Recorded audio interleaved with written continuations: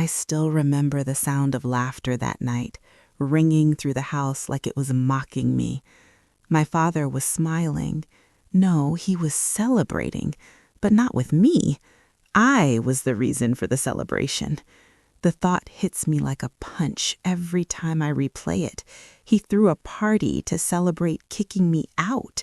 The music, the chatter, the clinking glasses, it was all a cruel reminder that I wasn't welcome. And yet, 2 weeks later, he was begging me to come back. Welcome to my YouTube channel. This is my story of betrayal. And if you've ever trusted the wrong person, hit that subscribe button because you are not alone. Here is how it happened. It all started the week before the party. I had been living under the same roof with my father for years, thinking we shared a bond. But the subtle coldness in his eyes, the half smile when I spoke, the way he avoided my gaze, those were warning signs I ignored. I was reading comments on my YouTube videos the other day, and I realized I wasn't the only one who had been blindsided by someone they trusted completely. That evening, I walked into the living room, and it hit me immediately. The house smelled different. It wasn't the familiar scent of home. It was the scent of strangers, perfume, and alcohol. Balloons lined the hallway. A banner reading goodbye hung crookedly above the fireplace. My father was at the center, a glass of wine in hand, surrounded by friends and distant relatives who all looked like they were enjoying a secret joke I wasn't in on. I tried to laugh, to act normal, but my throat felt tight, my stomach churned. My father called my name and raised his glass, his smile wide, but there was no warmth in it. "To a new chapter," he said, his voice smoothed but hollow. I nodded, forcing a smile, pretending I hadn't noticed that the chapter he was celebrating was one where I no longer had a place in my own home. I remember standing in the corner, watching everyone else toast, their eyes bright with excitement, mine dull with disbelief. I had never felt so invisible, so small, so irrelevant. Then, just when I thought I might break down, someone laughed at a story my father was telling, and I realized they didn't even care about me at all. I had been written out of the story long before that night. As I stepped outside to get some air, I caught a glimpse of my reflection in the window. The person staring back at me looked fragile, almost ghost-like, but somewhere beneath that hurt was a spark that would not let this betrayal define me. I didn't know it then, but that spark was the start of something bigger. The party dragged on, but I stayed on the outskirts, silently absorbing every detail. Every whispered comment, every laugh directed my way with thinly veiled mockery, every glance that reminded me I was no longer part of his world, it all piled on. I wanted to scream, to confront him, to demand some explanation, but I didn't. Instead, I left quietly, my heart pounding, the cool night air on my face doing nothing to ease the storm inside. 2 weeks later, my phone rang. It was him, my father. His voice was shaking, almost desperate. I froze, unsure if I should answer. When I finally did, the words he spoke made my head spin. "Please, I made a mistake. Can you come home?" I wanted to laugh. I wanted to scream. I wanted to tell him exactly how it felt to watch him celebrate my absence. But instead, I just listened, silent, letting his desperation wash over me like a wave. And in that moment, I realized the story was far from over. There was more to come, much more. 2 weeks after he threw me out, my father was begging me to come back, but I had already discovered secrets that would change everything, and those secrets were only the beginning.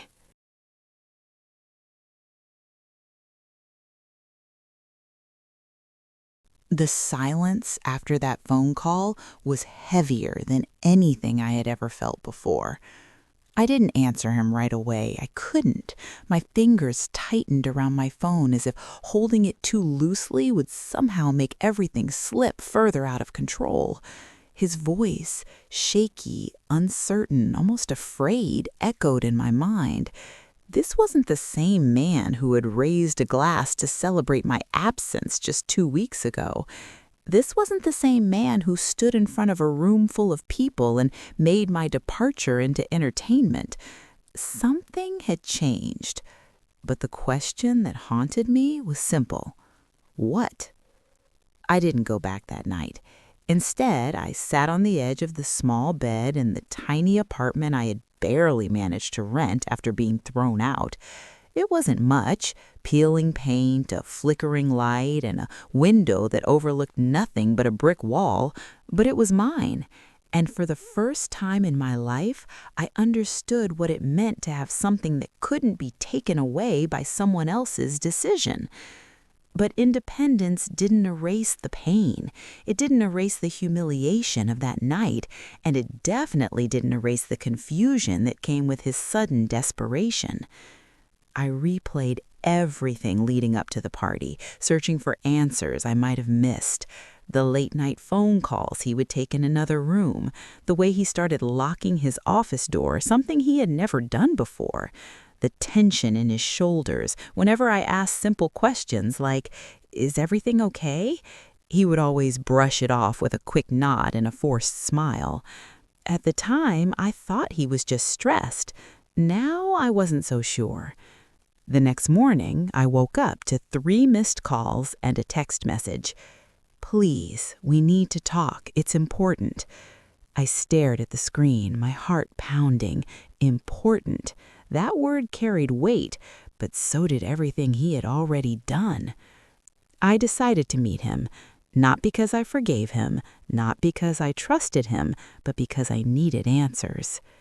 When I arrived at the house later that day, it felt different. The decorations were gone, of course, but it was more than that. The energy had shifted. The place that once felt like a stage for my humiliation now felt hollow, almost abandoned. He opened the door before I even knocked. For a moment, I didn't recognize him. His face looked tired, pale, like he hadn't slept in days. The confidence he used to carry so effortlessly was gone, replaced by something fragile, something desperate. "You came," he said, his voice barely above a whisper. I crossed my arms, keeping my distance. "You said it was important." He stepped aside, letting me in, but I didn't move right away. My eyes scanned the room, instinctively searching for signs of what had changed. The furniture was the same, the walls were the same, but the atmosphere, it felt like something was missing, or maybe something had been taken. "I made a mistake," he said again, running a hand through his hair. "I shouldn't have done what I did." I let out a bitter laugh before I could stop myself. "You think?" The words hung in the air, sharp and unforgiving. He flinched just slightly, but enough for me to notice. "I didn't know how to tell you," he continued, avoiding my eyes now. "Things were complicated." "Complicated?" I stepped closer, my voice rising despite my efforts to stay calm. "You threw a party to celebrate kicking me out. There's nothing complicated about that."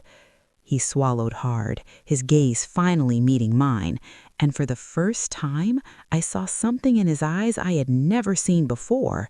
Fear. "It wasn't supposed to happen like that," he said. "Then how was it supposed to happen?" I shot back.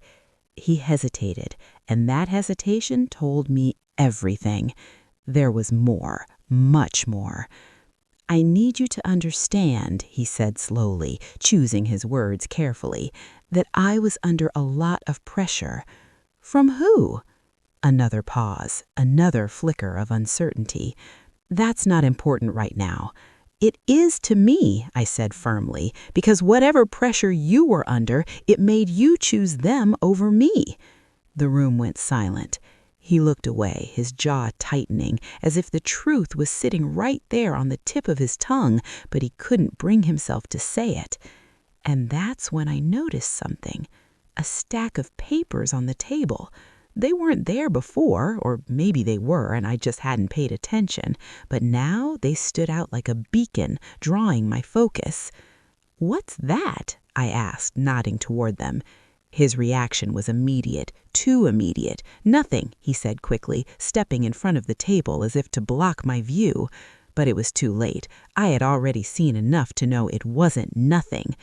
I moved past him before he could stop me, grabbing the top sheet. His hand shot out, trying to take it back, but I held on.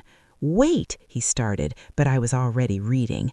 And as my eyes scanned the page, the world seemed to tilt beneath me.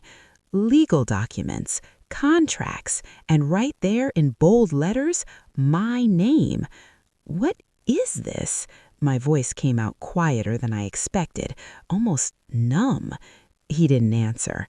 I flipped through the pages, my heart racing faster with each line. It didn't make any sense. None of it made sense. Why was my name on these documents? Why were there signatures I didn't recognize? And then I saw the date. The date was from before the party, before he kicked me out, before everything changed.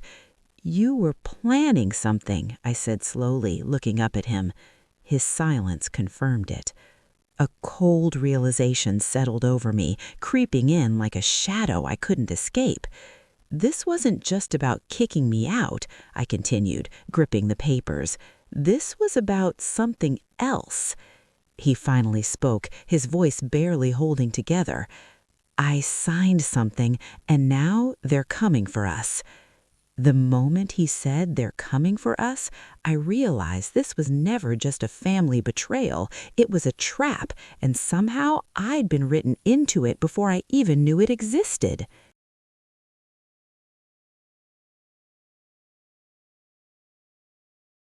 "They're coming for us." Those 4 words didn't just hang in the air. They wrapped around my chest and tightened until it felt hard to breathe. I stared at him, searching his face for any sign that this was some kind of exaggeration, some desperate attempt to pull me back into his life. But there was nothing exaggerated about the fear in his eyes. It was real, raw, and for the first time, I realized my father wasn't in control anymore. "Who is they?" I asked, my voice steady even though my thoughts were spiraling. He hesitated again, but this time it wasn't uncertainty. It was hesitation born from fear of saying too much. "You don't need to get involved," he said quickly. "That's why I asked you to come back. I can fix this. I just need time." I let out a sharp breath, shaking my head. "No, you don't get to say that anymore. You lost the right to protect me the moment you threw me out like I was nothing." The words hit him hard. I saw it in the way his shoulders dropped, in the way he looked away like he couldn't bear to meet my eyes. But I didn't stop. I couldn't. "You said they're coming for us," I continued, stepping closer. "That means I'm already involved, so start talking." Silence stretched between us, thick and suffocating. Then finally he nodded, slowly, reluctantly, like someone accepting a reality they had been trying to avoid. "It started months ago," he said, his voice low. "I was approached by a group, investors they called themselves. They offered me a deal, a way to expand everything I had built." I frowned, glancing back down at the documents in my hands. "And you trusted them?" "At first, yes," he admitted. "They seemed legitimate, professional. They knew everything about me, my work, my finances, even you." A chill ran down my spine. "Me?" He nodded, his expression tightening. "They said you were an asset, that involving you would make the deal stronger." My stomach dropped. "What does that even mean?" "It means," he said slowly, "they wanted you tied to the agreement." I stared at him, disbelief crashing over me. "You put my name on something without telling me?" "I didn't think it would go this far," he snapped, his voice cracking under the pressure. "It was supposed to be temporary, just paperwork. They said it was a formality." A formality? My voice rose, anger breaking through the fear. You signed me into something without my consent and called it a formality? I was trying to secure our future, he shot back. Our future? I laughed bitterly. You threw me out. What future are you talking about? That silenced him completely. The weight of that truth settled heavily between us. He had no defense for it, no excuse strong enough to erase what he had done. I looked back at the papers again, my hands trembling slightly now. The words blurred together for a moment before I forced myself to focus. Legal terms, financial obligations, clauses that twisted and turned in ways that made them hard to fully understand. But one thing was clear, this wasn't normal. "This isn't just an investment deal," I said quietly. "No, it's not." "Then what is it?" He took a deep breath, like he was bracing himself. "It's control." The word sent a sharp jolt through me. "They don't just invest," he continued. "They take over, slowly, quietly. By the time you realize what's happening, it's already too late. And you signed it anyway?" "I thought I could handle it," he said, his voice filled with regret. "I thought I could outsmart them." "But you couldn't." He shook his head. A heavy silence followed. I tried to piece everything together, but it felt like trying to solve a puzzle with missing pieces. "So where do I fit into this?" I asked finally. He looked at me, his eyes filled with something I couldn't quite place. Guilt, fear, maybe even shame. "Your leverage," he said. The word hit harder than anything else. Leverage. Not family, not someone he loved, just leverage. I swallowed hard, forcing myself to stay standing, not to let the weight of that realization crush me completely. "Explain." He needed something to ensure I wouldn't back out, something valuable, something I wouldn't risk losing. And that something was me. He didn't deny it. The room felt colder suddenly, like the walls themselves were closing in. I took a step back, putting distance between us, not just physically, but emotionally. "So when you threw me out," I said slowly, "that wasn't just you being cruel. That was part of this, wasn't it?" He hesitated, and that hesitation was all the confirmation I needed. "You were protecting yourself," I continued, my voice shaking now, "cutting me off so they couldn't use me against you." "Yes," he said quietly, "but I didn't think they would come after you anyway." I let out a hollow laugh. "You really didn't think that through, did you?" "No," he admitted. For a moment, neither of us spoke. Then something clicked in my mind, a detail that didn't quite fit. "So if they already have me tied to the agreement, then why are you suddenly so desperate for me to come back?" His expression shifted. That was it. That was the question he didn't want to answer. "Because something changed," I pressed. He nodded, barely. "What changed?" He ran a hand over his face, his composure slipping further. "They accelerated everything, the deadlines, the terms. They're demanding full control now. And I can't stop them." The words landed like a final blow. I looked back at the papers again, my mind racing. If they wanted control, and I'm part of the agreement, then they need me, I realized out loud. He didn't respond, but his silence confirmed it. A new kind of fear settled in, not just a fear of them, whoever they were, but fear of what this meant for me. "What happens if I refuse?" I asked. He hesitated. Too long. "What happens if I refuse?" I repeated louder. "They won't accept that," he said finally. "That's not an answer." His jaw tightened. "They'll make you accept it." A chill ran through me. "How?" He looked away, and that's when I knew. Whatever methods these people used, they weren't legal, they weren't ethical, and they definitely weren't something I could just ignore. My grip on the papers tightened as a new realization began to form. This wasn't just his mess anymore. This was mine, too, and running away from it wasn't going to make it disappear. I slowly looked back up at him, my heart pounding, but my voice steady. "Tell me everything," I said. "No more half-truths, no more secrets. If I'm in this, then I need to know exactly what we're dealing with." He nodded, but before he could speak, a loud knock echoed through the house. Both of us froze. Another knock followed, heavier this time, more forceful. My father's face went pale. "They're here," he whispered. The moment the third knock hit the door, louder than the last, I realized we had run out of time, and whatever was waiting on the other end wasn't going to take no for an answer. The third knock didn't just echo through the house. It shook something deep inside me. It was louder, heavier, like a warning instead of a request. Whoever was on the other side of that door wasn't here to negotiate. I felt my pulse in my throat as I turned to look at my father. His face had completely drained of color, his eyes locked on the door like he already knew exactly who was standing there. "You said we had time," I whispered. "I thought we did," his voice barely holding together. Another knock, this one sharper, impatient. I swallowed hard, forcing myself to think. Panic wouldn't help, fear wouldn't help, but clarity might. "Don't open it," I said quickly. He let out a hollow laugh. "You think that's an option?" I didn't answer, because deep down, I knew it wasn't. The handle moved, not aggressively, not forced, just slowly, like whoever was outside already had permission to come in. And then the door opened. Two men stepped inside, calm, controlled, dressed like they belonged in a business meeting, not at the center of whatever nightmare this was.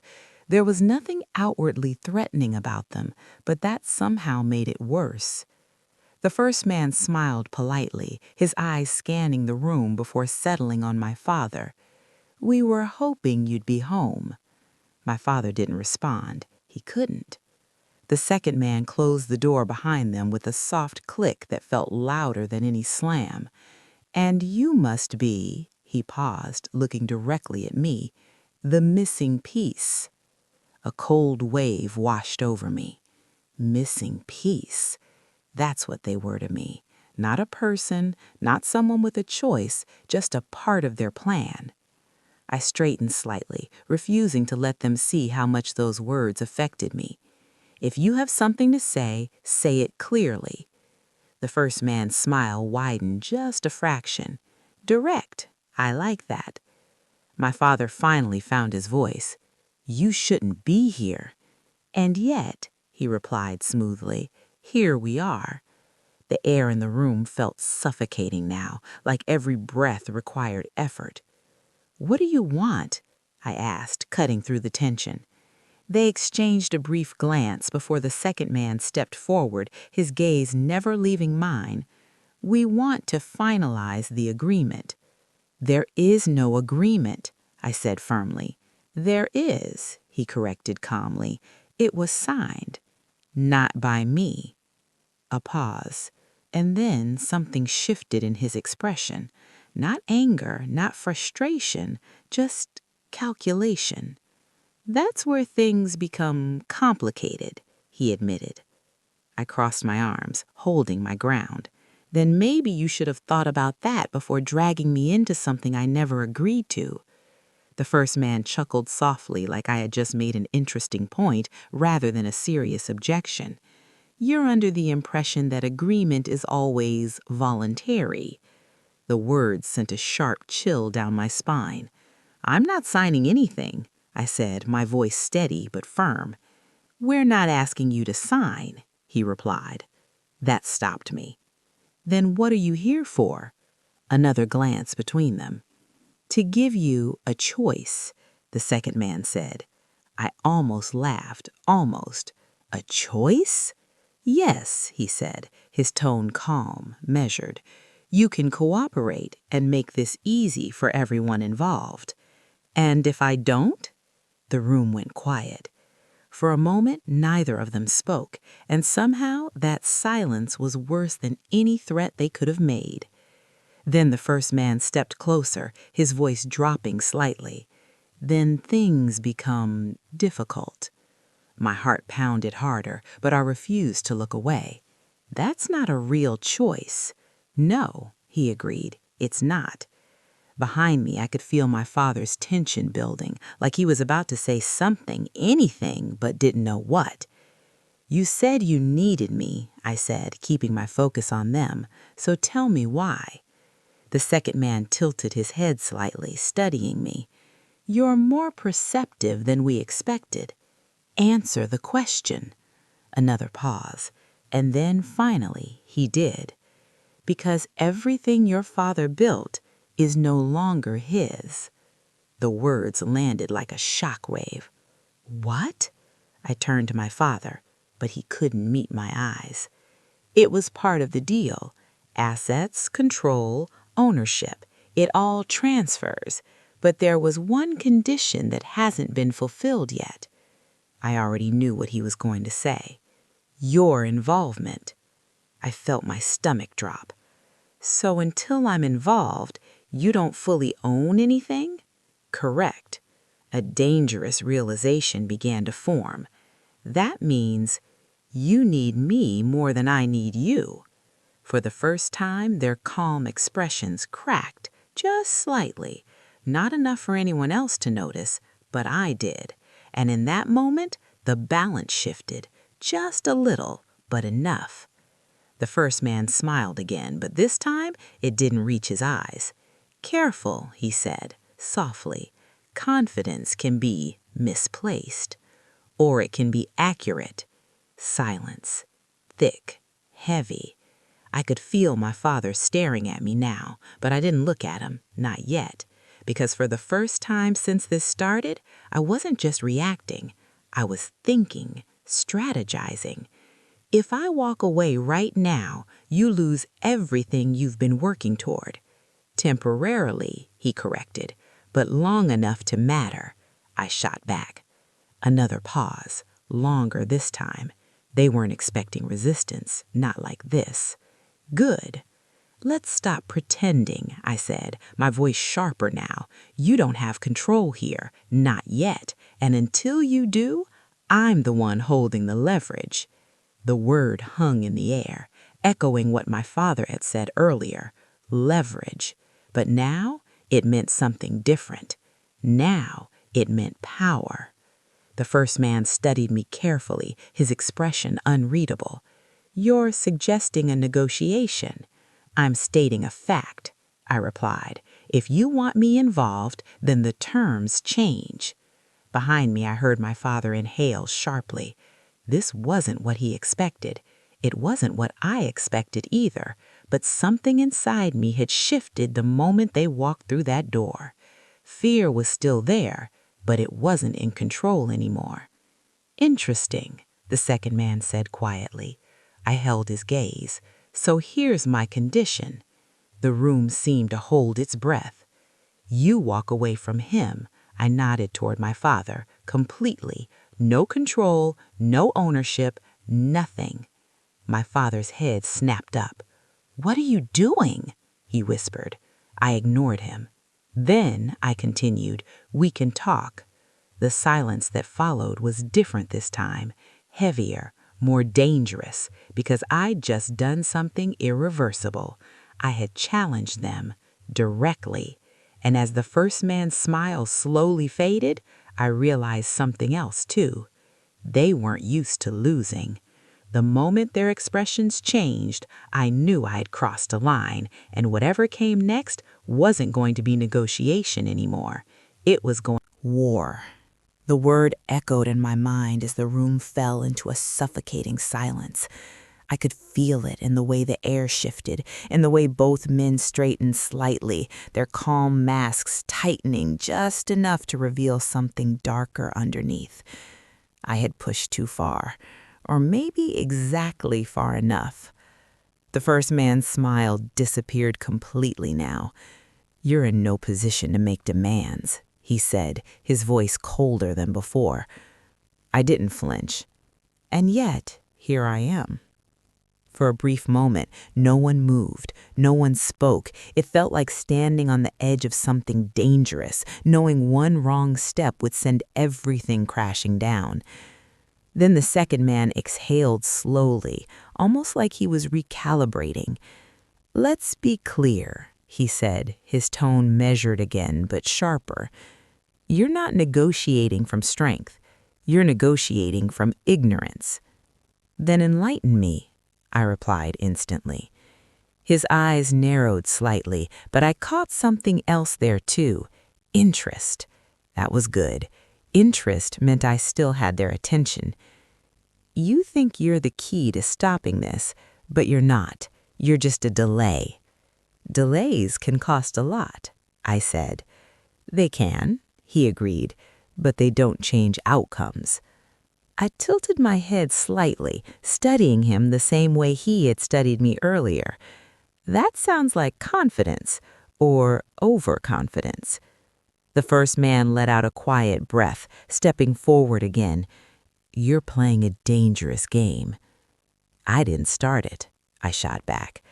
"No, but you're about to understand how it ends." Before I could respond, he reached into his coat and pulled out a thin folder, placing it carefully on the table. The sound it made against the surface was soft, but it felt loud enough to shake the room. "Go on," he said, gesturing toward it. "Take a look." I hesitated for only a second before stepping forward and opening it. The moment I did, my stomach dropped. Photos. Not random ones, not meaningless ones. Pictures of me. At my apartment, walking down the street, sitting at a cafe, even one of me standing outside this very house just hours earlier. A cold, creeping realization spread through me. They had been watching me, not just recently, for a while. I forced myself to keep my expression steady, even as my pulse spiked. "This is supposed to scare me?" "It's supposed to inform you," the second man replied calmly. "You're already part of this, whether you accept it or not." I closed the folder slowly, my mind racing. This wasn't just about contracts anymore. This wasn't just about control over assets. This was control over people, over me. "You've been following me," I said. "We've been ensuring the process moves smoothly," he corrected. I let out a quiet, humorless laugh. "You call this smooth." The first man leaned in slightly, his voice lowering. "We call this necessary." Behind me, I heard my father shift, his unease growing with every second. "This wasn't part of the deal," he said, his voice tense. The second man glanced at him briefly. "Everything is part of the deal." "You said it would be professional," he pressed. "It is," came the calm reply. I turned back towards them, something inside me hardening. "You made a mistake." They both looked at me. "You think this gives you power," I continued, tapping the folder lightly, "but all it does is confirm what I already knew." "And what's that?" the first man asked. "That you need me," I said firmly, "badly enough to watch me, badly enough to show your hand." For a split second, there it was again, that crack in their composure, small but real. I stepped back, creating space between us again, but this time it felt different. I wasn't retreating, I was repositioning. "You want control? Then here's the reality. You don't get it without me, and I don't give it for free." My father let out a quiet, strained breath. "Stop," he muttered. "You don't understand what you're doing." I turned to him sharply. "No. You don't understand. You made me part of this without asking. Now I'm deciding how it plays out." "This isn't a game," he said. "I know. That's why I'm taking it seriously." Silence fell again, heavier than before. The second man finally spoke. "What exactly do you want?" There it was, the shift, They were listening now, not dismissing, not threatening, at least not openly. Listening. I took a slow breath, steadying myself. This was the moment, the one that would decide everything that came next. "I want out," I said. "You are out," he immediately replied. "No, not like this, not tied to your agreement, not as leverage, completely out." "That's not possible," the first man said. "It is if you want this to move forward," I countered. Another pause. "You're asking us to rewrite terms that have already been finalized," the second man said. "I'm giving you a chance to finish what you started," I replied. His gaze sharpened. "And if we refuse?" I met his eyes without hesitation. "Then you lose everything tied to me, and from what I can tell, that's more than you're willing to risk." The tension in the room reached a breaking point. My father stepped forward suddenly, his voice urgent. "Enough! This isn't going to work." "Stay out of this," I said without looking at him. "They won't agree," he insisted. "You don't know them like I do." "Maybe not, but I know leverage." The word hung in the air again. This time, it felt heavier, more real. The first man straightened, adjusting his sleeve slightly, a small, controlled movement that somehow made everything feel more serious. "You're asking us to walk away from a significant investment. I'm asking you to cut your losses before they get worse." A long silence followed, one that stretched just enough to make my heart start pounding again. And then the second man smiled. Not the polite, controlled smile before. This one was different, colder, sharper. "You really believe you're in control here," he said quietly. "I know I am," I replied. He nodded slowly, like he was acknowledging something, but there was no agreement in his expression, no compromise, just calculation.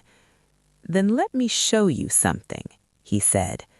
My stomach tightened, because I knew instantly that whatever he was about to say was going to change everything.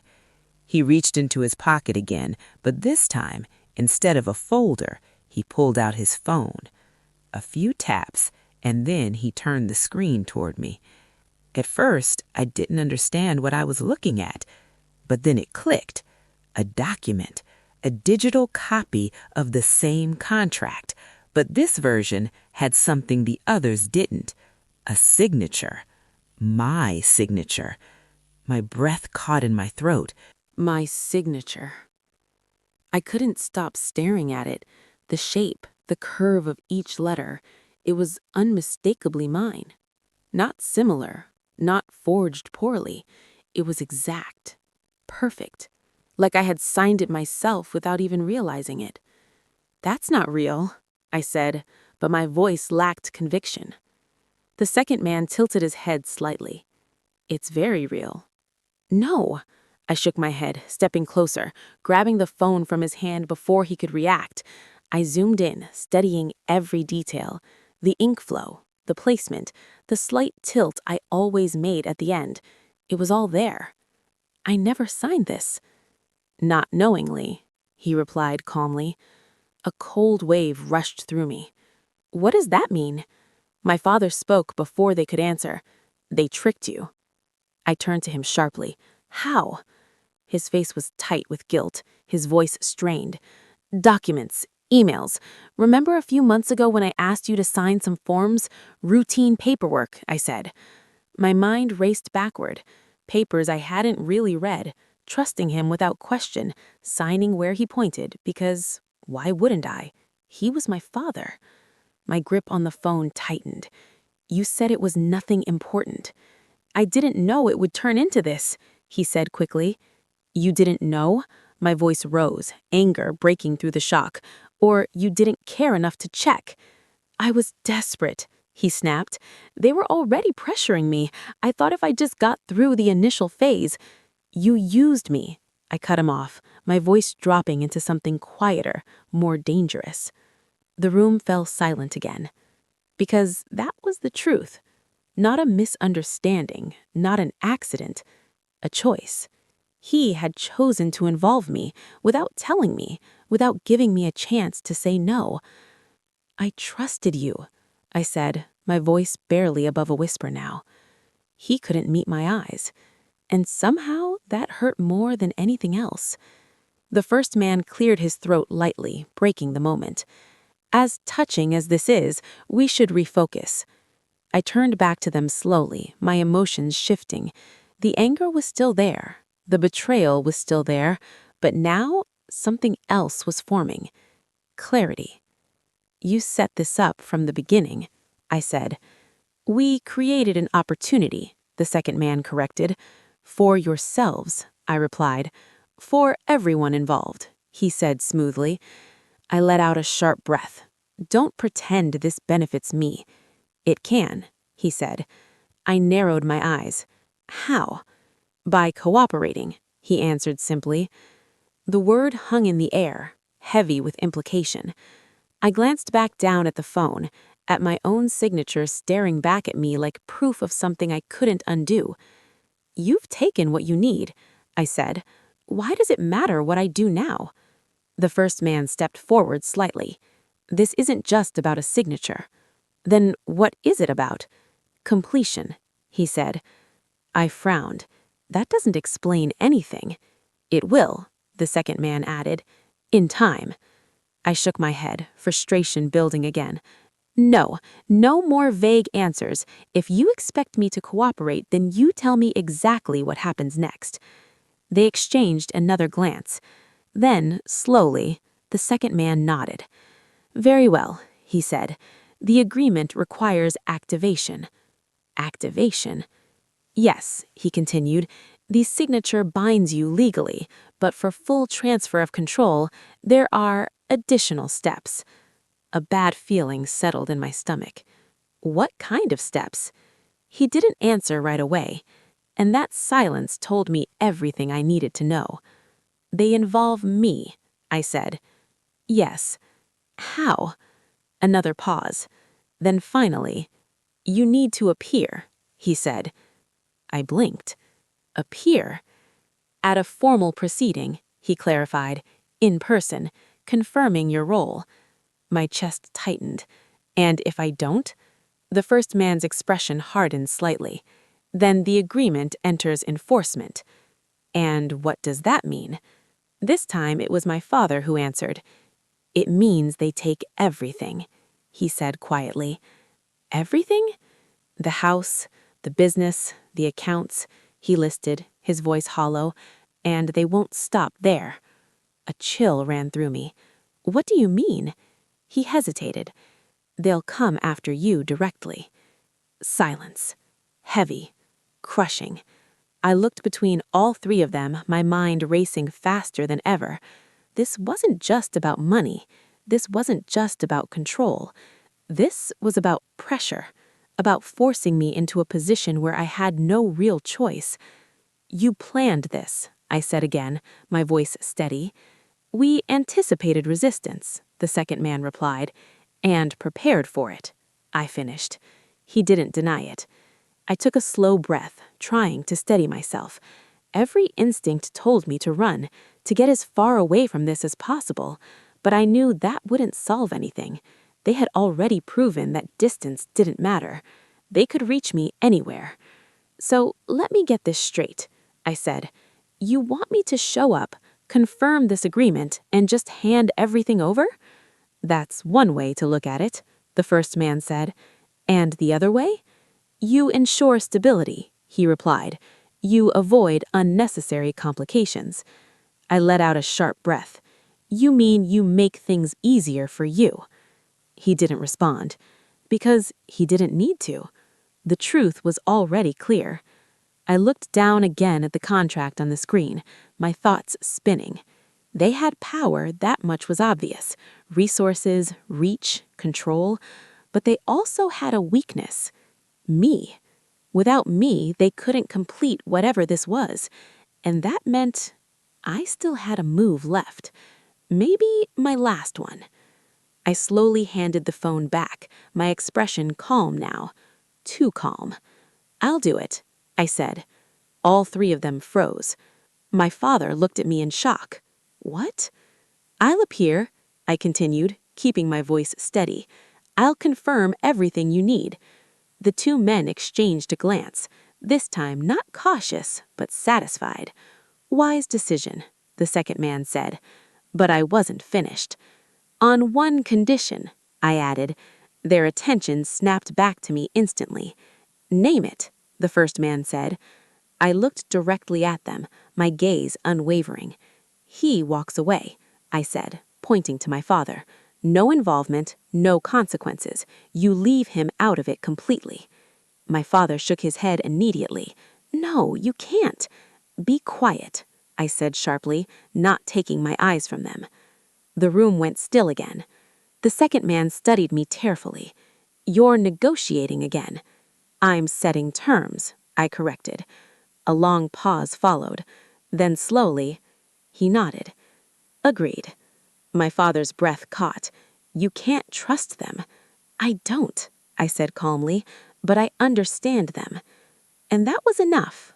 Or at least, I hoped it was. Because as I stood there pretending I had just made a deal in their favor, there was one thing none of them realized. I wasn't agreeing to end this. I was positioning myself to break it. The moment they accepted my condition, they thought they had won. But what they didn't know was that I had just stepped directly into their game, and I was about to change the rules.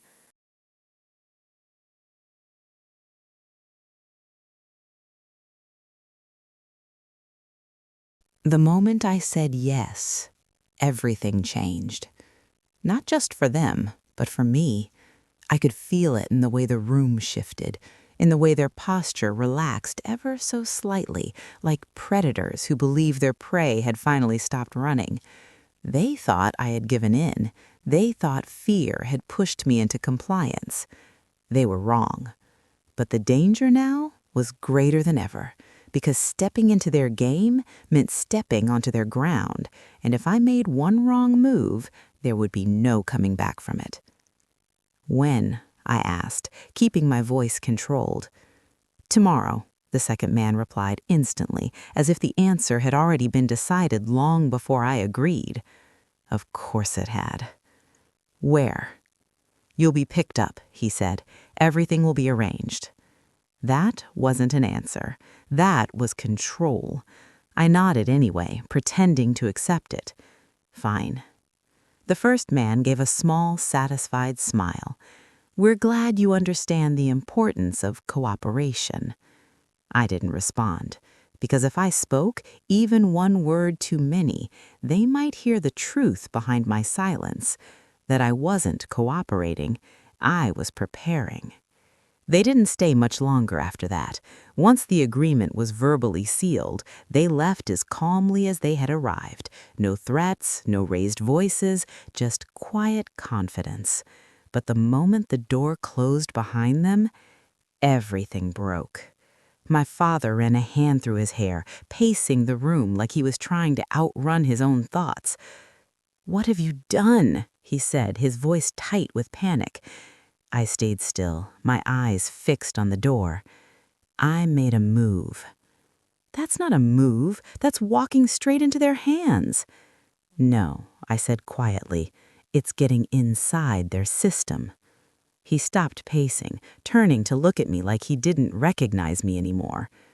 "You don't understand how dangerous this is." I finally met his gaze. "No.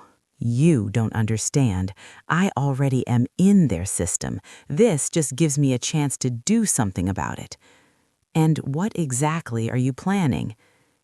I hesitated, not because I didn't have an answer, but because saying it out loud would make it real. "I'm going to break their deal." The words hung in the air, heavy and impossible.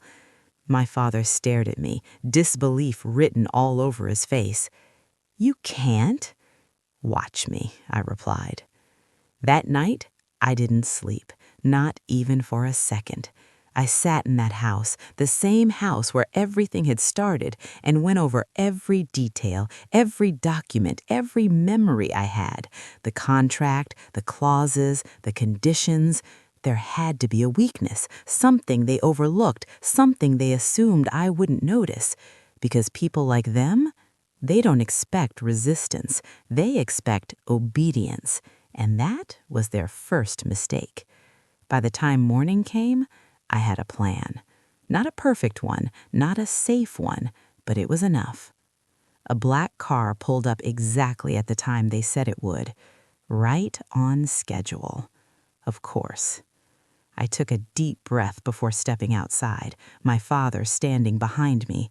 I could feel his fear, his hesitation, his regret, but none of that could stop what was already in motion.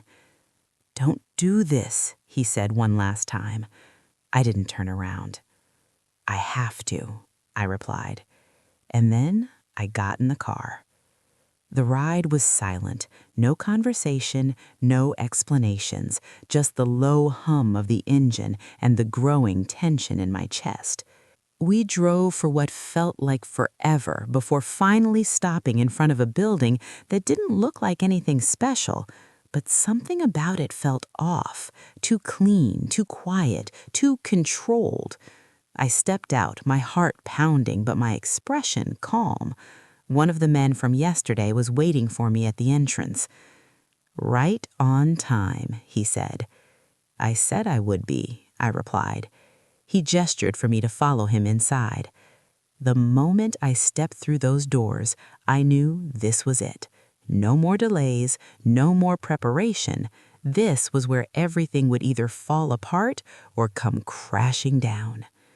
The room they led me into was large, minimal, almost sterile. A long table sat in the center, with several people already seated, all of them dressed the same way, calm, controlled, watching, waiting for me. "Please," the second man said, gesturing to the empty chair at the end of the table. I walked forward slowly, every step deliberate, every movement calculated. And then I sat down. A folder was placed in front of me, the final version of the agreement. "This is it," he said. "Once confirmed, everything proceeds as planned." I nodded, opening the folder. Page after page of the same complex language, the same binding terms, the same trap dressed up as legality. But this time, I wasn't just reading it. I was looking for something specific. And then I found it, buried deep within the clauses, hidden under layers of technical language. A condition, a very specific condition. My pulse quickened, but my face kept neutral. "Is there a problem?" the first man asked, watching me closely. I looked up slowly. "No," I said, "just making sure I understand everything." "Of course," he replied. I closed the folder gently, placing my hands on top of it. Then I spoke. "There's a clause here." The room stilled. "A standard one?" the second man replied. "Not exactly," I said. His eyes narrowed slightly. "It states that full transfer of control requires voluntary confirmation without coercion or external pressure." Silence. Heavy. Immediate. I leaned back slightly, my gaze steady. "You've been watching me, following me, pressuring my father, showing up uninvited. That doesn't exactly qualify as no coercion, does it?" No one spoke, but I could see it now. The shift, the realization. I had found it. "You said I needed to appear. You said I needed to confirm this. But according to your own agreement, I can't do that under pressure." The second man's calm expression tightened for the first time. "Be careful." "I am," I said. The room felt different now, not controlled, not calm, tense, uncertain. You've created a situation where this contract can't be legally completed, which means everything you've built so far doesn't hold. The first man leaned forward slightly, his voice lower now. You're misinterpreting. No, I'm not. Another silence, longer this time, more dangerous, because now they knew. I had seen through it. You think this changes anything? The second man asked quietly. I know it does, I said. And then I pushed the folder back across the table. I'm not confirming this. The words echoed through the room like a final blow. For a moment, no one moved, no one spoke. And then the calm shattered. You don't walk away from this, one of the men at the table snapped, his voice sharp for the first time. I just did, I replied. But as I turned toward the door, stop. The command cut through the air. I froze. Slowly turning back, I saw something I hadn't seen before. Not calm, not control, but anger, real anger. You've made a very serious... For a moment, everything stood still. The air felt heavier than ever, like the entire room was holding its breath, waiting to see who would break first. I had just refused them, publicly, directly, and according to their own rules, they couldn't force the agreement forward, not without exposing themselves. But the look in their eyes told me something I hadn't fully understood until now. They weren't used to losing. And more importantly, they didn't play fair. You think this ends because of a clause? The second man said slowly, his voice dangerously calm again. But now, it carried something darker underneath. I think your own rules just stopped you, I replied. A faint smile appeared on his face, but it wasn't the same controlled, polite smile from before. This one felt different, like I had just stepped into something deeper than I realized.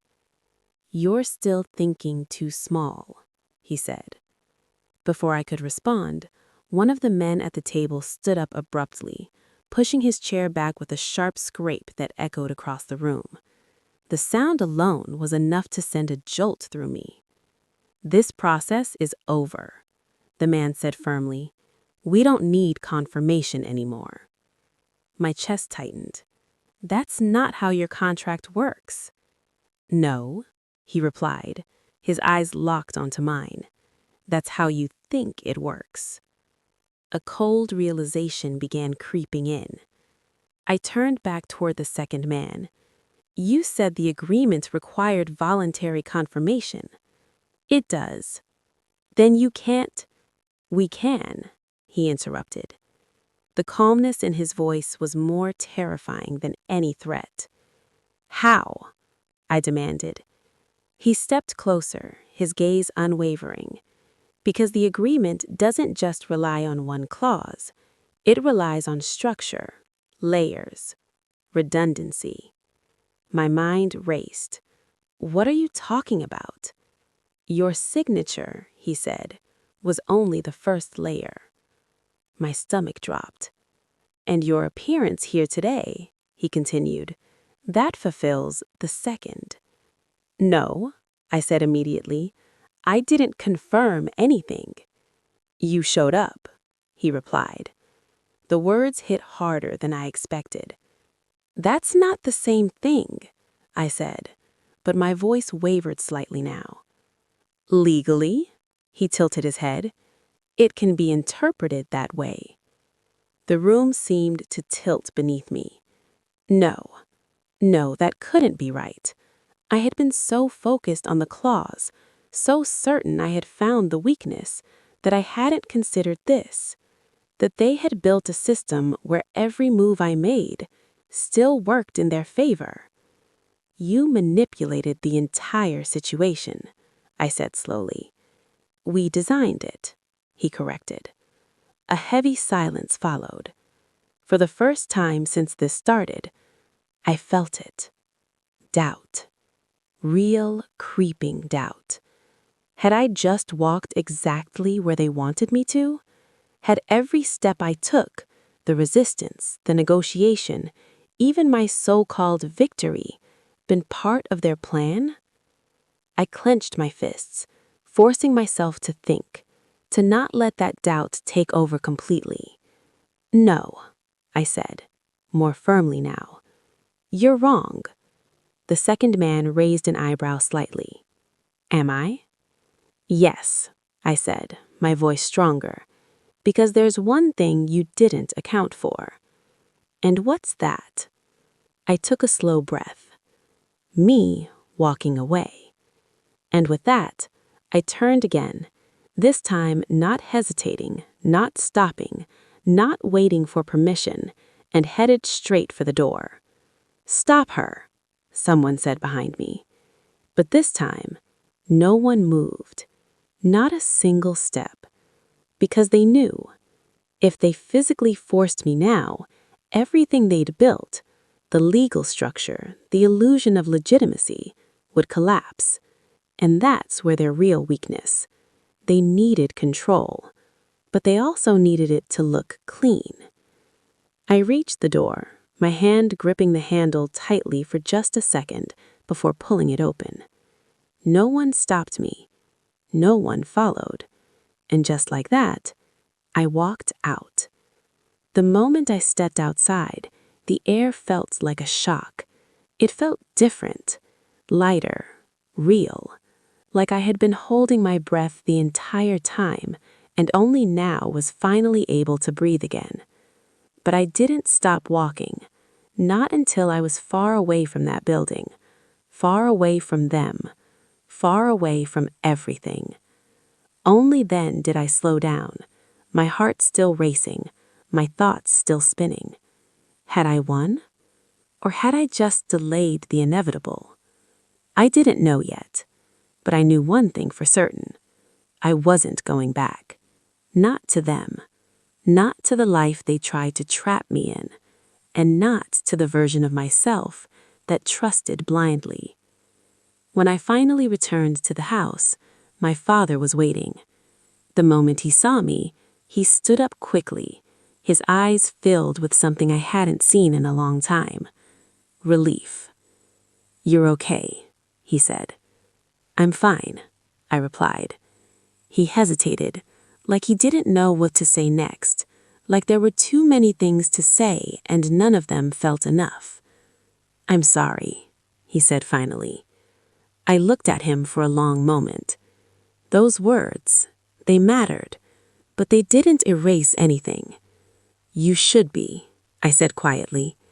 He nodded, accepting it, not arguing, not defending himself, just accepting it. And somehow, that made it easier. Not fixed, not healed, but clearer. "What happens now?" he asked. I exhaled slowly, looking out the window. "Now?" I said. "We rebuild." He frowned slightly. "From what?" "From truth," I answered. Because that's what this had really been about. Not just betrayal, not just control, but truth. The truth that trust should never be blind. The truth that power isn't just about control. It's about knowing to walk away. And the truth that sometimes the people who hurt you the most are the ones who teach you exactly who you need to become. I turned back to him, my expression steady. "I'm not the same person you tried to throw away." "I know," he replied softly. And for the first time, I believed him. Because I wasn't. I was stronger now, smarter, and no longer willing to let anyone decide my worth. Not even him. As for them, they never came back. Maybe it was the risk. Maybe it was the exposure. Or maybe they finally realized they had chosen the wrong person to try and control. Either way, their silence said everything. And as I stood there, looking at the life I was about to rebuild from the ground up, I understood something I wish I'd known from the beginning. Sometimes, the worst betrayal doesn't break you, it reveals you.